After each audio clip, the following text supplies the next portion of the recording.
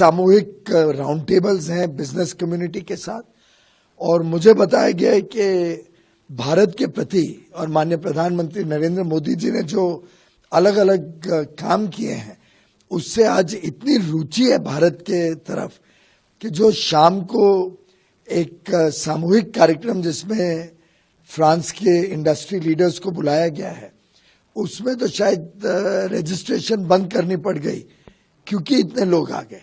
अब ये वास्तव में 140 करोड़ भारतवासियों की ताकत का प्रतीक है और माननीय प्रधानमंत्री नरेंद्र मोदी जी की लोकप्रियता की वजह से और विश्व में जो उनका आज साख बनी है, जो उनकी आज लोगों में आस्था है विश्व भर में, उसका एक प्रतीक है। सर 75 साल हो गए हैं इंडिया और फ्रांस की पार्टनरशिप के, और आपने अभी अपनी स्पीच में बोला कि 10 गुना और जो है हमें बढ़ाना है दोनों के बीच में। किस किस सेक्टर में क्या आपके दिमाग में? 75 वर्ष तो हमारे रिश्तों के हुए ही हैं, लेकिन इस वर्ष एक नई आयाम भी पार किया जा रहा है। 25 वर्ष स्ट्रेटेजिक पार्टनर के रूप में, यानी एक गहरी भागीदारी, गहरा रिश्ता फ्रांस और भारत के बीच में गत 25 वर्षों में रहा है। 1998 में जब पोखरण का न्यूक्लियर टेस्ट हुआ था उसके बाद फ्रांस एक ऐसा देश है जिसने भारत को समर्थन दिया था। माननीय प्रधानमंत्री अटल बिहारी वाजपेयी जी यहाँ पे आए थे और ये एक स्ट्रेटेजिक पार्टनरशिप लॉन्च हुई थी। माननीय प्रधानमंत्री नरेंद्र मोदी जी ने उस पार्टनरशिप को नई ऊंचाइयों तक पहुंचाया है और ये 25 साल के अंतराल में फ्रांस और भारत के बीच में टेक्नोलॉजी के संबंध में, निवेश के संबंध में, व्यापार के संबंध में और जो कल्चरल टाइज हैं, जो आर्ट में, डांस में, म्यूजिक में, हर एक क्षेत्र में जिस प्रकार से भारत और फ्रांस के बीच संबंध बढ़े हैं उसको मद्देनजर रखते हुए मेरा मानना है कि अगले 25-50 वर्षों में ये रिश्ता और बहुत बड़े ऊंचाइयों तक पहुंचेगा। सर आपने एक्सपोर्ट की बात करी, बोला कि टारगेट जो हमने सेट रखा था वो पूरा हो गया, उसे एक्सीड कर लिया है, तो अब आगे का क्या हम और टारगेट मान के चलें? जिस तरह से दुनिया भर के देशों का इंडिया के प्रति रुझान देखने को मिल रहा है उसके बाद।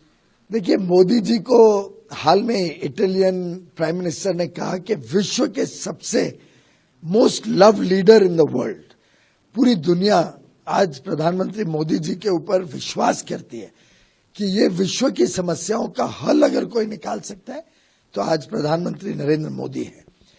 और उस प्रकार से जब विश्व को भारत पे इतना विश्वास है, भारत के नेतृत्व पे इतनी आस्था है, तो मैं समझता हूं कि व्यापार और निवेश में भी उसका हमने पूरी तरीके से लाभ लेना चाहिए। आप जानते हैं कि सिर्फ 2 वर्ष में प्रधानमंत्री मोदी जी ने जब अगस्त 2021 में ये आह्वान दिया था भारत के निर्यातकों को कि हमने तेज गति से व्यापार बढ़ाना है विश्व के साथ, 2 वर्षों में हम $500 बिलियन से अब बढ़ के $765 बिलियन, यानी 1.5 गुना से अधिक मात्र 2 वर्षों में पहुंच चुके हैं। अब लक्ष्य है कि 2030 तक हमने $2 ट्रिलियन, यानी और अभी इसको 3 गुना बढ़ाना है अगले 7 वर्षों में। बहुत महत्वाकांक्षी लक्ष्य है, पर भारत में जो उत्साह है, भारत के उद्योग जगत में, भारत के जो 140 करोड़ लोगों का जो सामूहिक ताकत है, उसको मद्देनजर रखते हुए कोई लक्ष्य असंभव नहीं है। जैसे कहते हैं कि एक्स्ट्राऑर्डिनरी रिजल्ट्स ऑर्डिनरी लोग देते हैं, सामान्य मानस बहुत ही असामान्य काम कर सकता है, ये आज भारत की ताकत है। सर और इसमें अभी आपने हाल में new foreign trade policy launch करी है, कितना सहायक होगी एक्सपोर्ट को बढ़ाने में? अब भारत अपने बलबूते पे, अपने खुद के सामर्थ्य पे विश्व में व्यापार करने निकला है। ये फॉरेन ट्रेड पॉलिसी एक प्रकार से भारत के निर्यातकों को और ज्यादा सहायता भी देती है, पर साथ ही साथ साहस देती है, उनको आत्मनिर्भर बनाती है, उनको और मजबूती से विश्व के साथ व्यापार करने के लिए एक प्रकार से प्रोत्साहन देती है और उस संकल्प के साथ आज भारत के निर्यातक निकल चुके हैं। नमस्कार, मैं हूं मानक गुप्ता।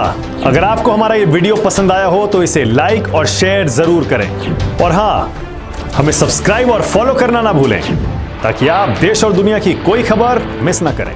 तो जुड़े रहिए हमारे साथ और देखते रहिए न्यूज़ 24।